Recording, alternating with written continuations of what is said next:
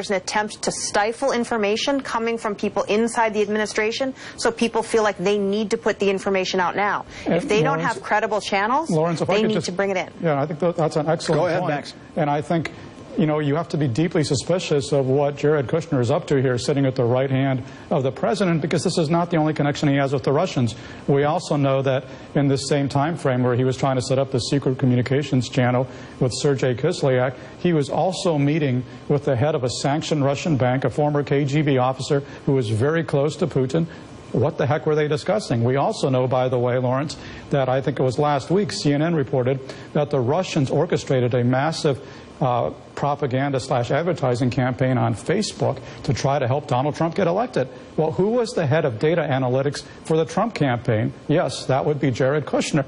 So maybe they had something significant to discuss during the course of the campaign last year. I mean, these are all the kinds of questions that Robert Mueller and the FBI need to get to the bottom of, because this is, you know, this is Jared Kushner we're talking about here. This is not somebody like Carter Page, where they can say, oh yeah, he was deeply enmeshed with the Kremlin, but he was a marginal figure. Trump never met him. He was a nobody. This is Jared Kushner, the president's son-in-law. This is about as close as you can possibly get to the president himself.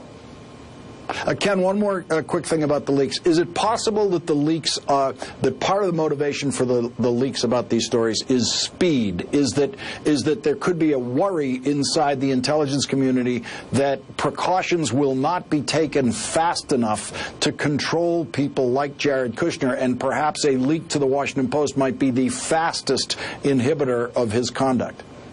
Yeah, although this leak, as I understood it, was actually came in the form of a letter in December. So it took the Post some time to put the pieces together. So maybe we would put ourselves back in that time frame in December, when we didn't know what was going to happen with this investigation. We didn't know whether there would be a special prosecutor and whether Jeff Sessions would recuse himself. Now it seems like there may be some assurances for folks who are worried, who have access to information, yet are worried that that information will not be able to get into the sort of bloodstream of the investigation and fully accessed by investigators. So I think that some of this is probably a little bit of like a delayed timing sort of thing.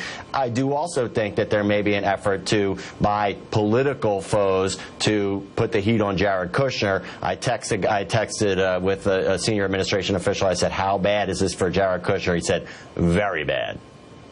Yeah, Mika, I want to go to the legal liability that Jared Kushner has on not disclosing these meetings. Let's, for the moment, leave aside the content of the meetings, which could also have a legal liability in it. But not disclosing these meetings for his security clearance, if he's going to make the defense that, well, I just forgot, or it was inadvertent, the number of meetings, and now we know tonight, the dramatic content of at least one of these meetings makes it seem like something that would be very hard to forget, very hard to just be an oversight when you're filling out these forms.